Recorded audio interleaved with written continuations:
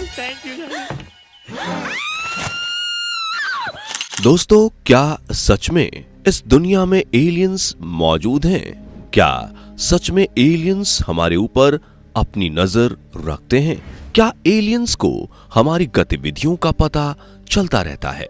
NASA को चांद की कौन सी गुप्त बातें पता हैं? और क्यों अब नासा चांद पर जाने से डरता है? और क्या नासा एलियंस से बातचीत करता है?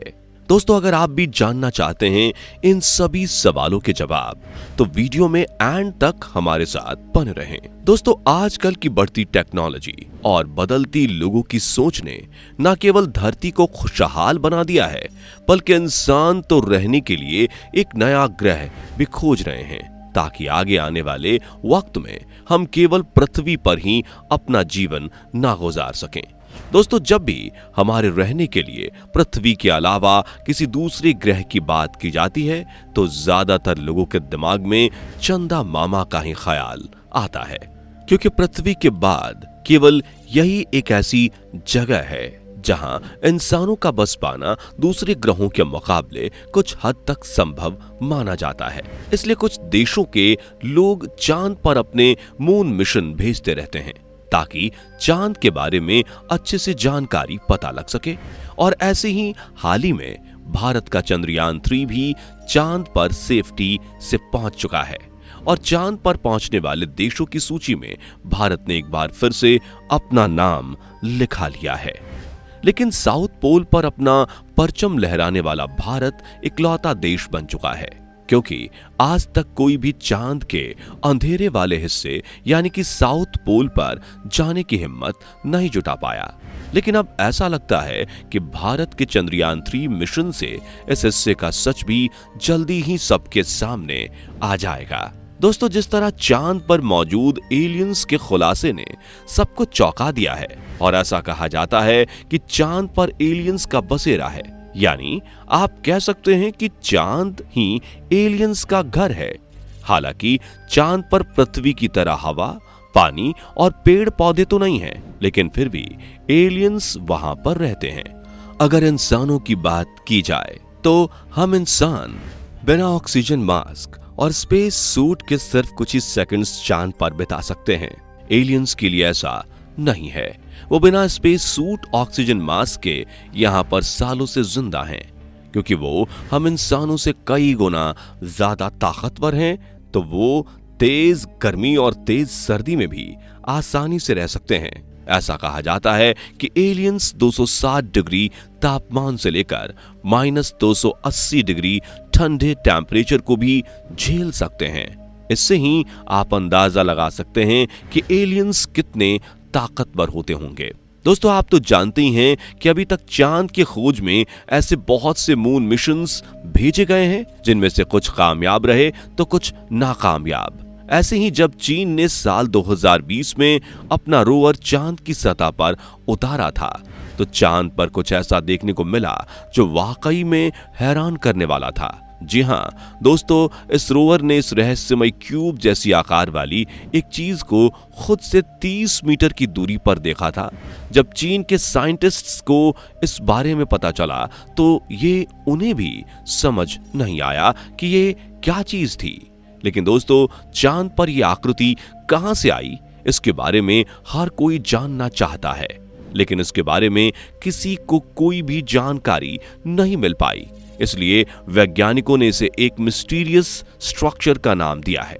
ऐसे ही कई और मिशंस के दौरान चांद की सतह पर कुछ अजीब सी आकृतियां और चीजें देखी गईं, जो ना कभी किसी मिशन के दौरान भेजी गई और ना ही धरती पर इनकी कोई पहचान है।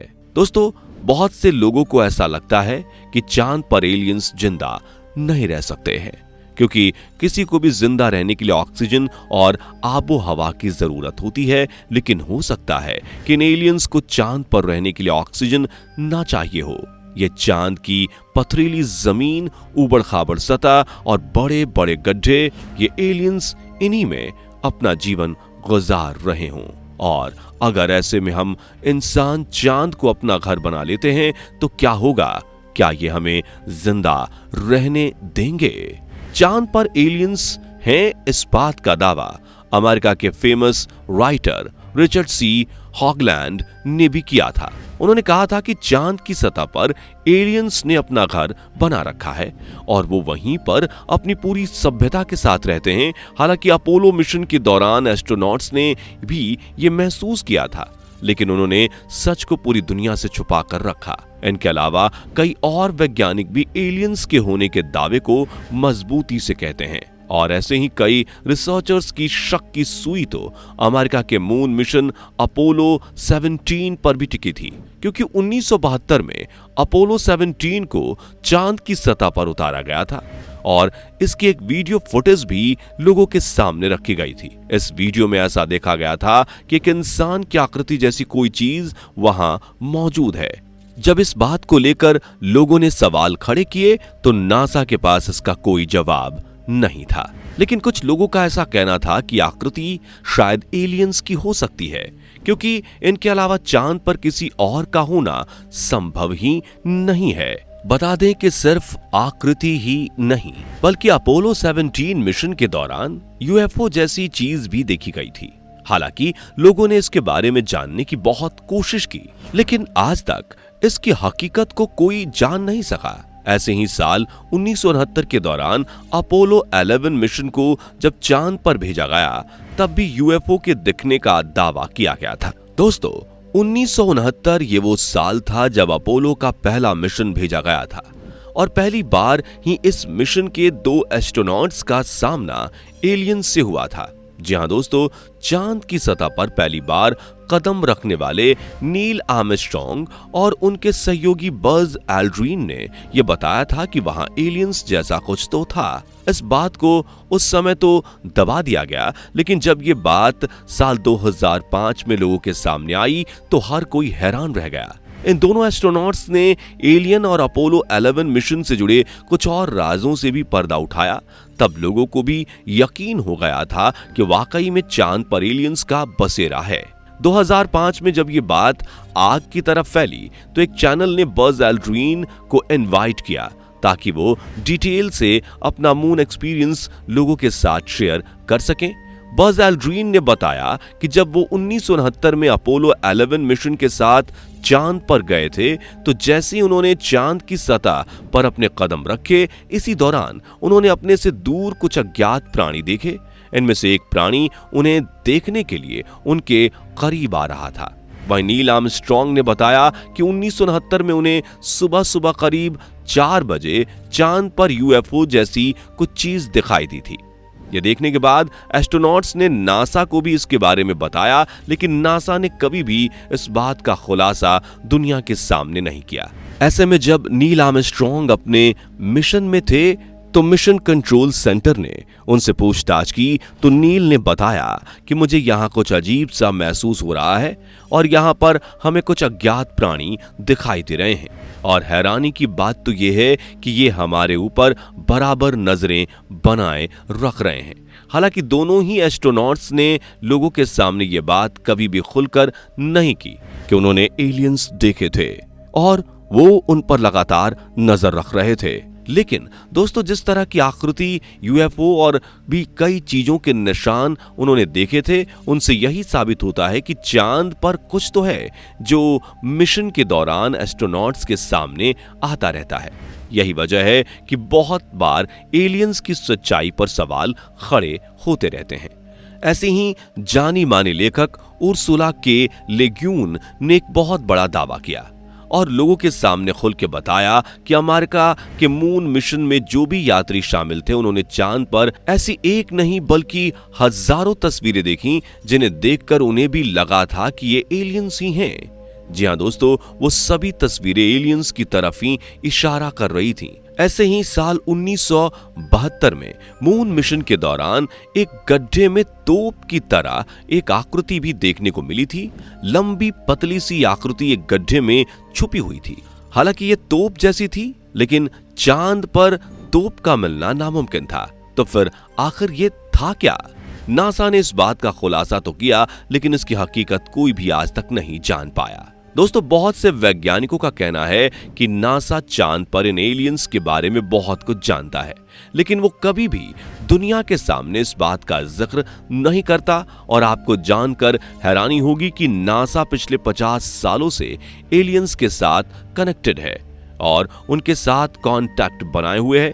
हालांकि इस दावे में कितनी सच्चाई है, ये बात कोई नहीं जानता। ऐसे ही एलियंस के बारे में ये भी दावा किया जाता है कि एलियंस ने चांद पर एक अलग सभ्यता बना ली है और उनकी टेक्नोलॉजी हम इंसानों से कई गुना आगे है और कई गुना पावरफुल है। ये एलियंस हम इंसानों पर नजर रखते हैं, इसलिए हमें समय समय पर यूएफओ जैसी कुछ चीजें पृथ्वी पर अपने आसपास दिखाई देती रहती हैं। ये एलियंस इन्हीं की मदद से हम इंसानों की गतिविधियों पर नजर रखते हैं और कई बार तो लोगों ने कुछ ऐसी आकृतियां भी देखी हैं जो हम इंसानों से बहुत अलग होती हैं। ये तो खैर दोस्तों आज की बात है, लेकिन आज से कई सालों पहले लूशिया, जो कि एक यूनानी राइटर थे, उन्होंने भी चांद और यहां पर पाए जाने वाले अज्ञात प्राणियों के बारे में अपनी किताब में जिक्र किया था। हालांकि उस समय ना तो कोई चांद पर जाने की सोचता था और ना ही किसी को पता था कि चांद पर भी कोई दुनिया मौजूद हो सकती है। और इन्होंने अ ट्रू हिस्ट्री किताब में एक कहानी लिखी है जिसमें इन्होंने बताया है कि कुछ लोग बवंडर में फंस जाते हैं और चांद तक पहुंच जाते हैं। इसमें इन्हें पूरे 7 दिनों का समय लगा था। यहाँ पर इन्होंने कुछ अजीब और गरीब लोग देखे थे। क्या ये वाकई एलियंस थे? और अगर वो एलियंस थे तो आज से करीब इतने साल पहले यूनानी राइटर्स लूशिया को इन एलियंस के बारे में कैसे पता चला? खैर कुछ भी हो, इन सब बातों को जानकर तो यही लगता है कि चांद पर कुछ तो ऐसा जरूर है जो इंसानी सोच से भी बाहर है। वैसे आपको क्या लगता है? इसके बारे में नीचे कमेंट करके जरूर बताएं। जाने से पहले वीडियो को लाइक शेयर जरूर करें और ऐसी ही और वीडियोस के लिए चैनल को सब्सक्राइब करके बेल नोटिफिकेशन को भी जरूर ऑन कर लें। धन्यवाद।